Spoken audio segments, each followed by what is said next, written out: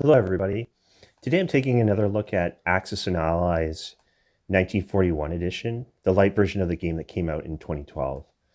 I actually really like this one. It's highly playable, it's fast, and it's fun. And there are a lot of interesting opinions out there with respect to which side is easier to play. And there are many questions about what strategies work the best for the various powers, etc.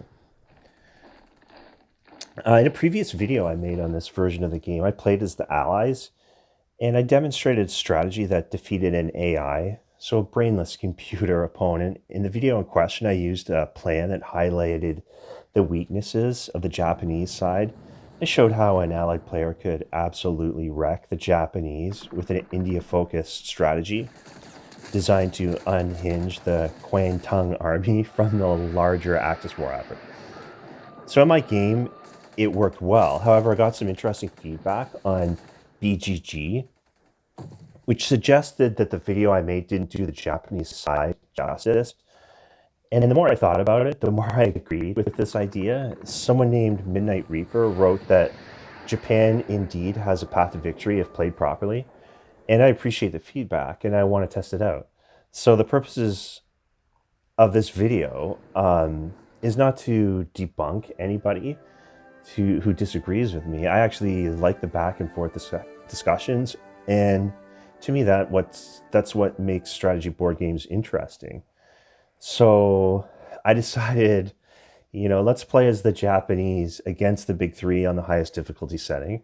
See if we can do better than the fake intelligence Japanese computer opponent did in my last video. So I'm not even going to bother controlling Germany. I'll let the AI control it. So in a sense, I'm going to try and give the Allied side every advantage that I can. Even if I play well as Japan, it might not matter. If I have a scarecrow for a German player, or I guess a Tin Man, I suppose is a better image. We'll see. Anyway, let's go.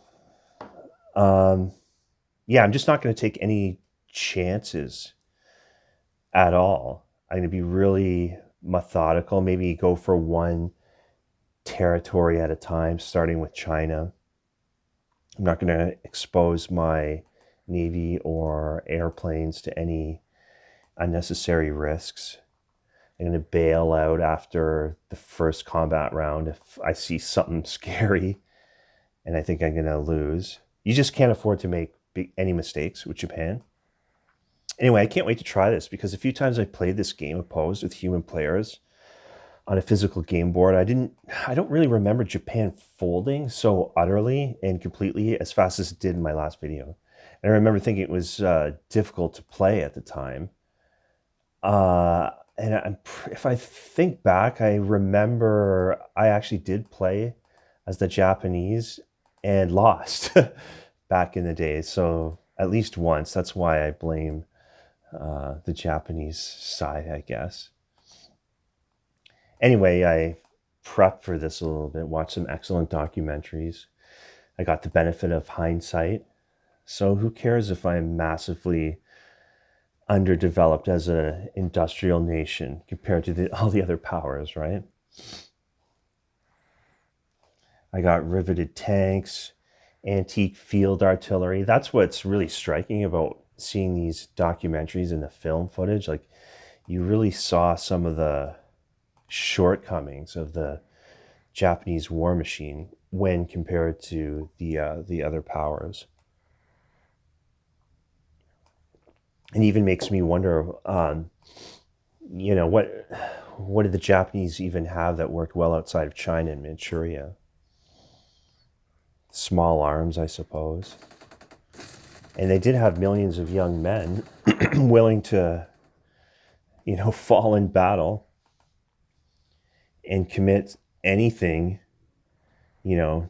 terrible acts in the name of patriotism in many cases. So what could possibly go wrong besides everything and anything all at the same time? But anyway, I'm going to be very careful in this game. And I think if Japan can just stick around and try for India, the Axis might have a strong chance of winning this, but we'll see. The one thing too, though, which is I don't know. It's a thing in every single A&A game. You have to admit, the designers make the Japanese so artificially buff just so you can have a playable game.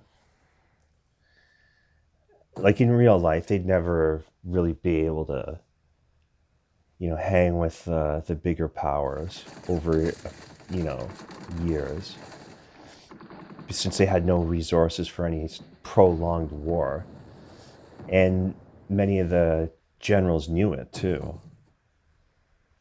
In one documentary I saw, they're saying that Japan couldn't even feed itself at that time. Like it was exporting silks just to trade for rice.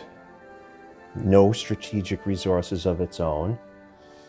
So, I mean, a lot of the generals were just filling in the gaps with some pretty delusional thinking. Mainly, just we're going to punch the Americans in the nose at Pearl Harbor and they'll just go away. Didn't work out that way.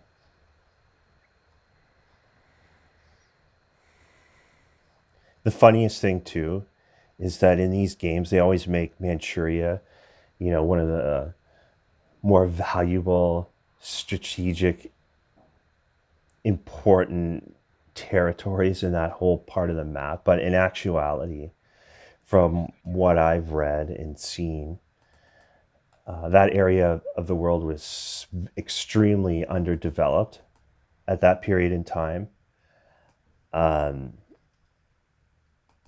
Most of the population fled, and I have read that it was like resulted in the biggest exodus of humanity in the history of the world. So it's not like Japan, captured tons of human resources by moving into Manchuria, and the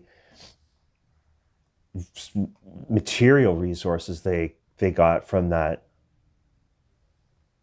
part of the world were not impressive either. I think they got iron and coal, but not in high grades. But in all these games, it's Manchuria. You have to have it. In reality, it was probably not that important. Except, I mean, it got the Japanese closer to striking the Russians, and that's about it. I'm just saying, it's like, I mean, it's so artificial.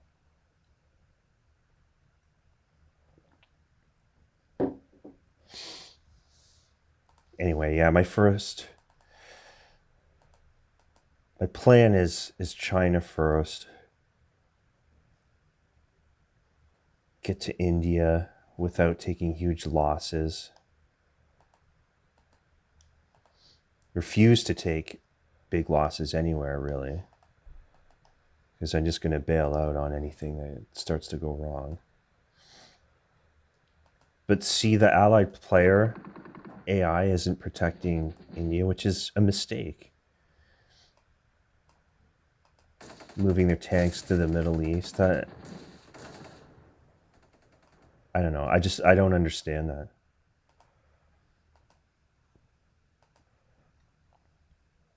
strategy by the Allies. But who knows? They might show me something I haven't seen before. Plus, since I'm not controlling Germany, that could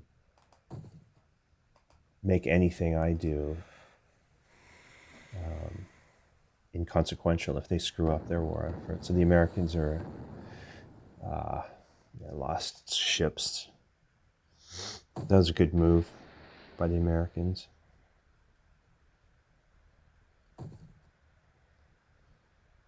Russia's pushed back, but they're stacked with infantry. Germany's rolling up on them. A lot of planes, though, in Russia. Wow. British landing in France on what, turn 3, turn 2?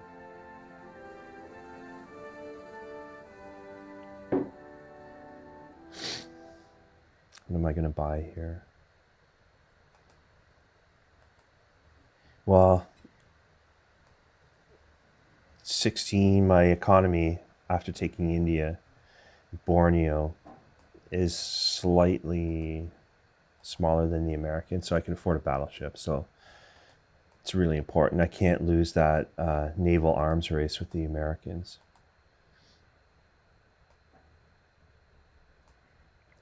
Yeah.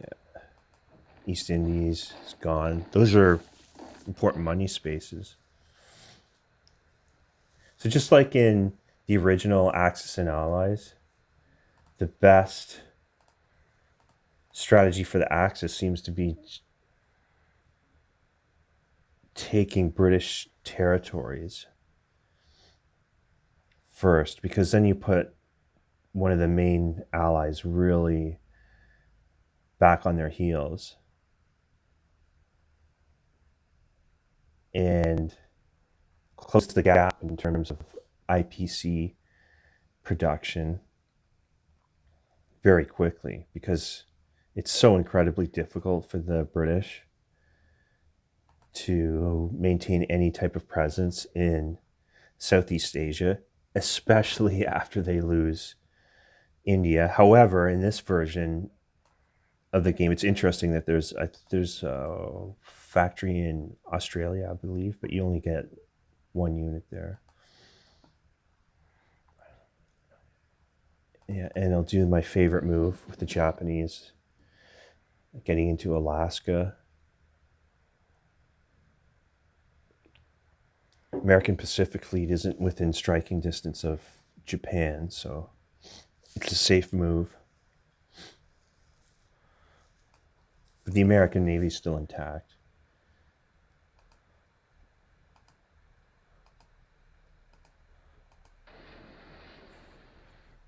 Bad sign for the Allies, though, if I'm able to build a battleship with Japan, honestly. That's not good for them. Oh, that was a good move.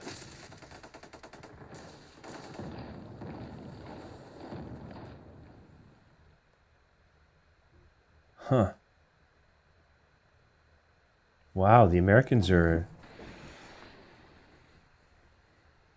hitting back in the Pacific theater.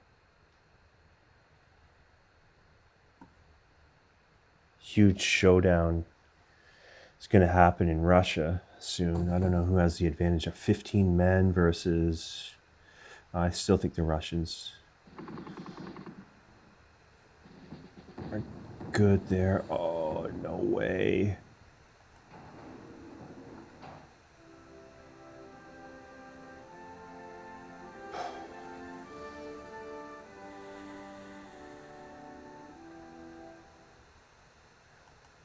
I haven't suffered too many casualties on the continent, so I can still fix up my navy. That's weird that there's Germans in India. What are they doing down there? That's so, I don't get that.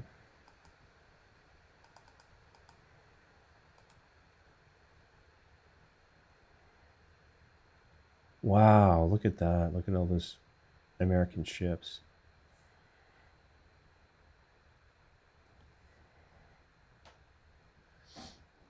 Protecting the Philippines.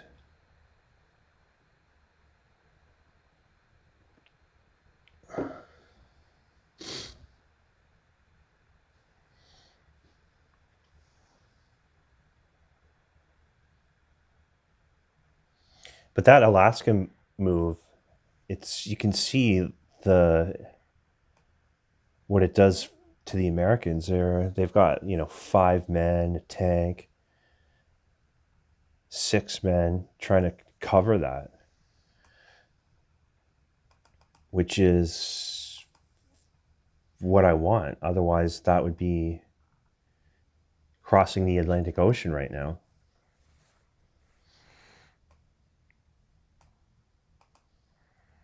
Two carriers filled with fighter planes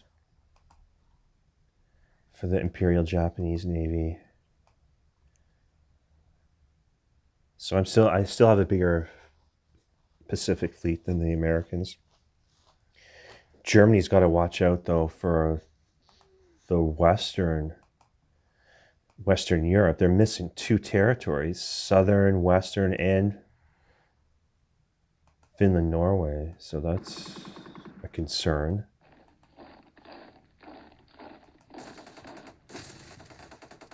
They better launch an attack into Russia next turn or the turn after.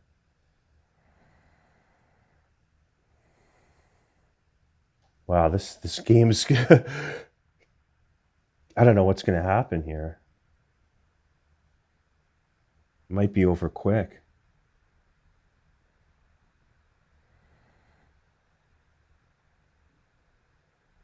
I don't think the British don't have transports, so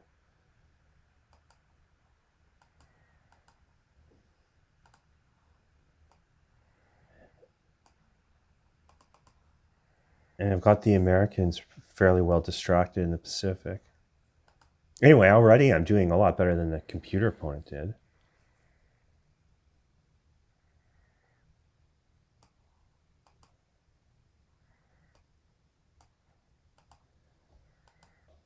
Yeah, building up that navy. So what's America going to do now?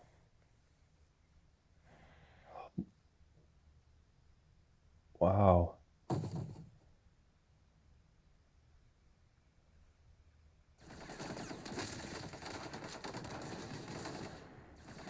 Germany just...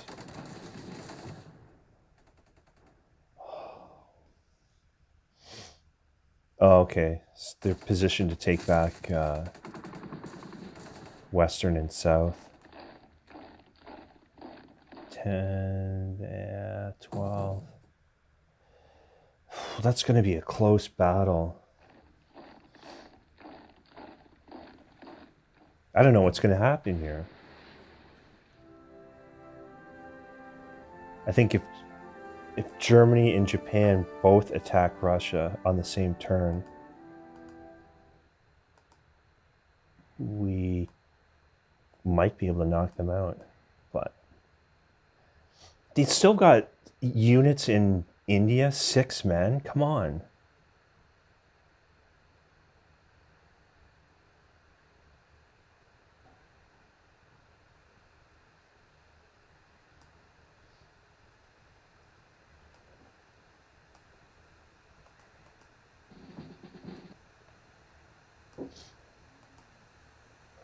Wow, this is close. 12 men, 5 tanks. First, I don't think the Germans can do it.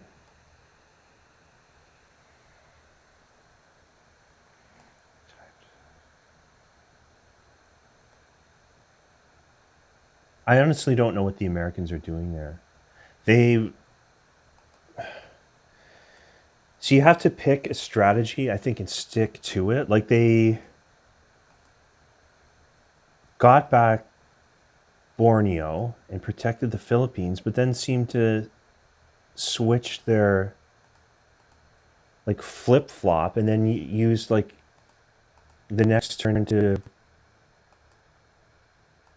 sail across the Indian Ocean and reinforce Africa and the Middle East. You have to, as the Allies, you have to either concentrate on the Japanese or the Germans. You can't be indecisive like what they're doing. That's a losing strategy, in my opinion, in the long run. But I also don't see Germany taking Russia the next turn, so I don't know what's going to happen.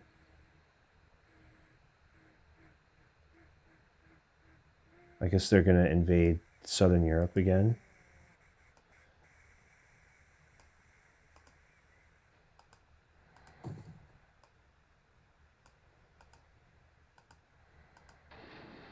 That's a warning term for Japan. Oh. I'm gonna lose Alaska. Oh well, that tied up a lot of equipment. And the Americans, now they're coming across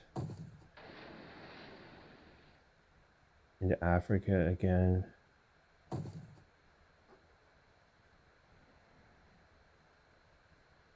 Whoa, Germany's going for it.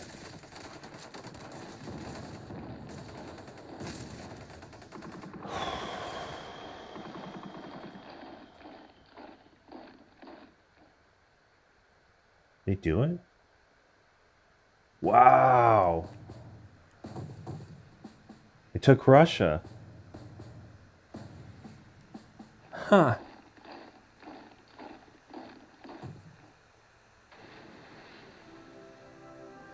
See, I think in this game, that's constitutes some sort of victory, if I remember correctly. I forget what they call it. It's not economic.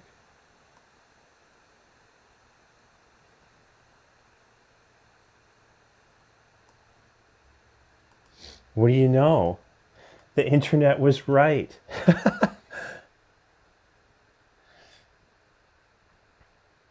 So I'm glad I made this video. It's very possible to win as the Axis if you play the Japanese correctly.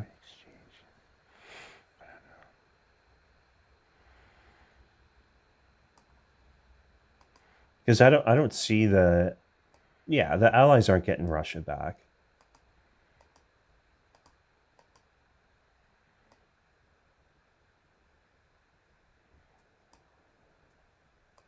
I think the game will end at the end of America's turn here, for all intents and purposes. 5 German tanks sitting in Russia. Yeah, they're not getting that back.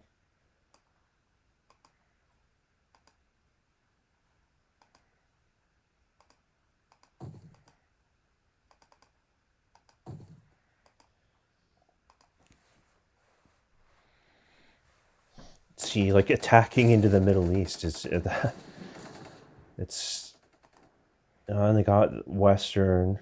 They're in Western. Yeah, honorable victory with 3 victory cities.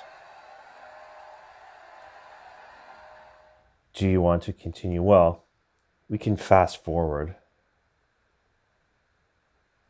Because my economy is, the Axis economy, I think, is bigger than the Allied side. So it's just going to be a very slow, painful downward spiral for the Allies. And that's why they award the Axis the honorable victory after Russia goes down, without strategic bombing, without technological advancements, without shore bombardments. The game is it takes forever to knock out either the British or Americans after Russia goes down. So I think that was on turn 6. So we can I'll just fast forward. Oh, and that was like about under half an hour, about 25 minutes that took. So if you fast forward, I'll show you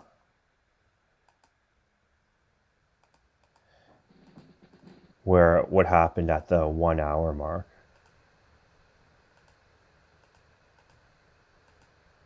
So we'll go to 1 hour exactly. And you can see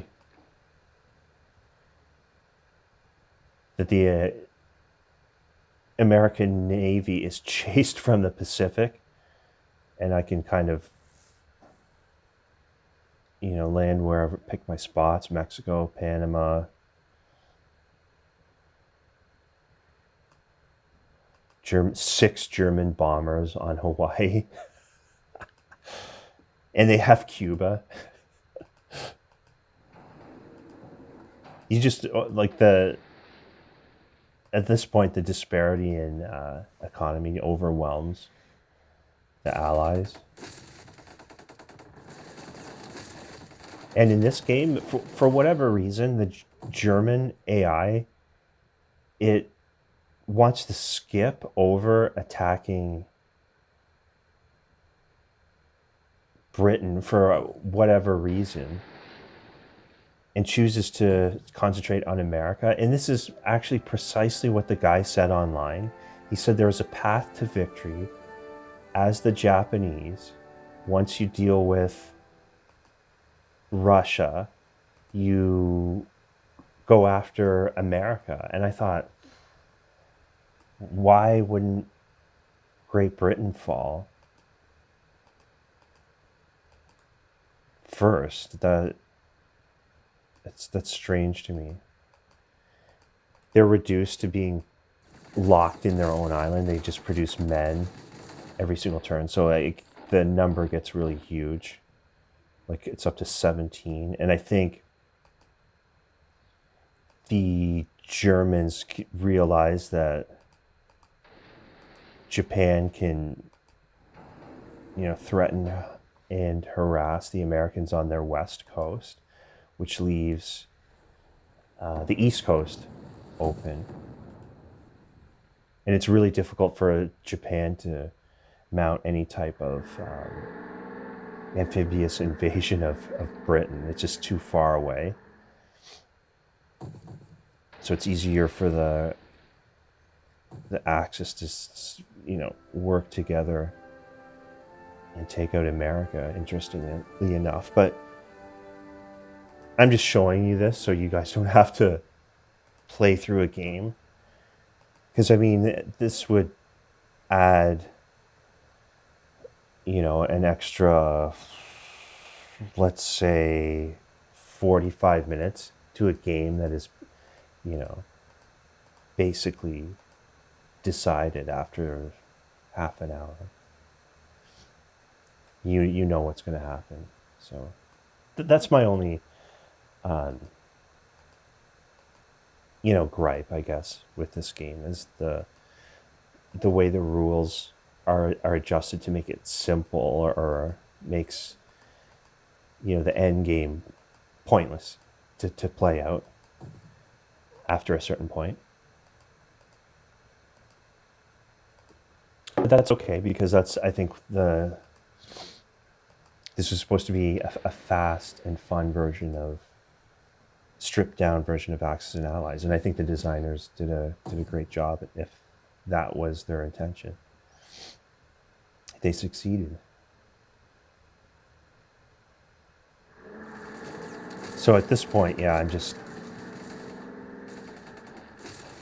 you can see the Germans are amassing in the Atlantic Ocean, and the Japanese on the other coast of America, and it's not going to last much longer.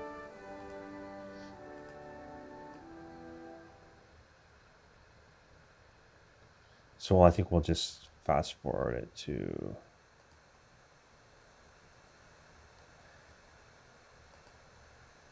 a little bit more here. Yeah, so you can see where I'm now landing in force in Western Canada.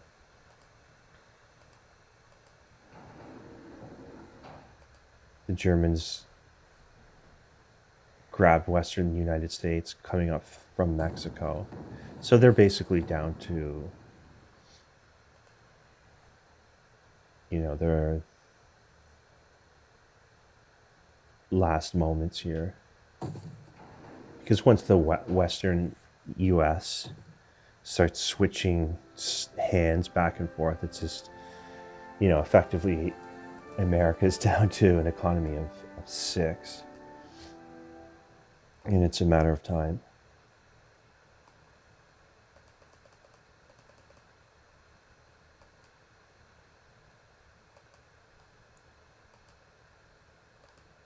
So we'll just show you the final battle here.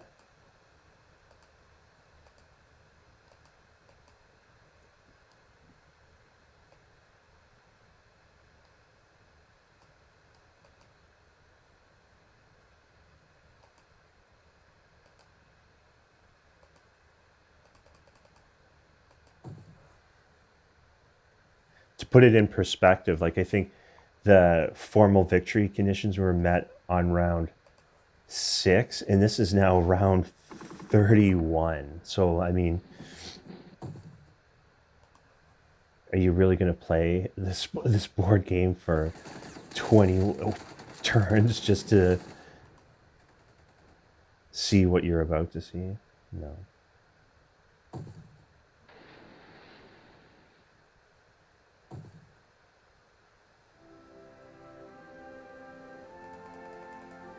So it's going to be 26 men, 2 planes, a tank, and a bomber versus, I can't even count, maybe 20 men, 6 tanks, 4 fighters, 8 bombers combined if Germany and Japan attack on the same turn, which they do on round 32. And the Germans sacrifice themselves to kill 16 American infantry. And that has to fight the Japanese before the Americans get to build what's left. And it's not going to be enough because they only have 12 men left, 2 planes, a bomber, and a tank against 14 men, 10 tanks. It's over.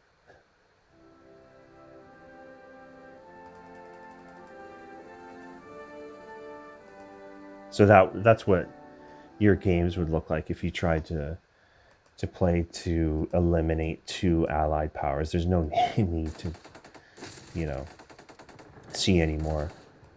But I'm glad I made this video. That's very interesting. And that's why I love the feedback. People were right. And I suspected it was my first video. I enjoyed making it, but it did present like a warped, perspective.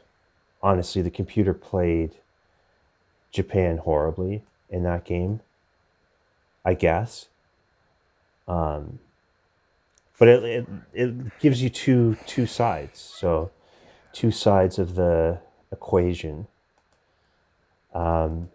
which is good because it's proves that the game isn't broken and it's apparently more balanced than I initially remembered it being.